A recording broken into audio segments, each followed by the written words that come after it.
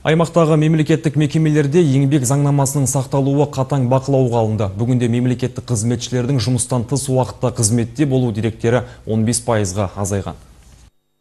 Батырбек Жәнібекұлы мемлекеттік қызмет саласында еңбек етіп жүргеніне 16 жылдан асыпты. Бүгінде облыстық статистика департаментінің білікті маманы. Бұрын үйден гөрі жұмыста көп болатын. Былтыр департамент компьютерлеріне жұмыс аяқталған уақытта автомат түрде сөндірілетін бағдарлама орнатылды. Содан бері Батырбек өзінің отбасына көбірек көңіл бөлуде. Міне бұл жолы балалармен мұз айдынына келді. Мамыр айынан бастап компьютер сағат 6:30-да сөнеді ғой. Сол бізге өте қолайлы болып тұр. Бала шағамызға, семьямызға жаңа көңіл бөлеміз. Мысалы, соңғы кезде мен 2 айдың көлемі болған шығар, өзі мұз айдынына үйреніп сөйтіп жүріп, семьямды отбасымды алып келемін. Аптасына 1-2 келеміз ғой. Сосын өзімнің әріптестерім де айтып отыр, бұл бағдарлама дұрыс болды. Әркім өзінің хоббиімен айналысады ғой негізі. Ал Нұрсұлтан Өтепбаев жас мемлекеттік қызметші. Уақытпен санаспай таңертеңнен түн батқанша жұмыс істейтін маман еңбек қатынасын реттеуге арналған жаңа бағдарламаға дән риза.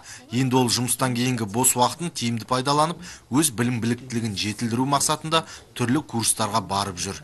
Уақытылы шыққалы бері осы ағылшын тіліне курсына жазылып, жұмыс уақытынан кейін 1 сағат ағылшын курсына жазылып, сол ағылшын тілін үйреніп жатырмын. Мақсатым бар, өзім алдыма қойған жоспарым бар. Ағылшын тілін үйреніп, ары қарай өзімнің деңгейімді, білімімді жетілдіру мақсатында. Өткен жылдың қыркүйек айында жүргізілген рейдтік тексеру барысында мемлекеттік қызметкерлер жұмыстан тыс уақытта 791 сағат артығымен еңбекке жүгілгені анықталған. Еңбек заңнамасының бұзылуына жол бермеу мақсатында облыстық мемлекеттік қызмет істері департаменті аймақтағы 24 жергілікті және аумақтық мекемелердің компьютерлеріне Force Shutdown ақылды бағдарламасын орнатты. Нәтижесінде бұл көрсеткіш едәуір төмендеп отыр. Бүгінгі күні артық жұмыс істеу фактілерін азайғанын байқап отырмыз. Мәселен, қазан айында 240 сағат, ал қараша айында 156 сағат және желтоқсан айында 53 сағат артық жұмыс жасаған.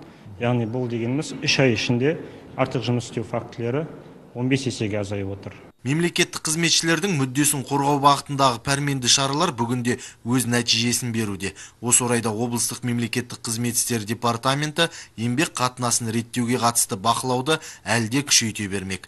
Әділбек Жақанов, Талғат Сыздықов, Қанат Махамбетов, Қызылорда телеарнасы.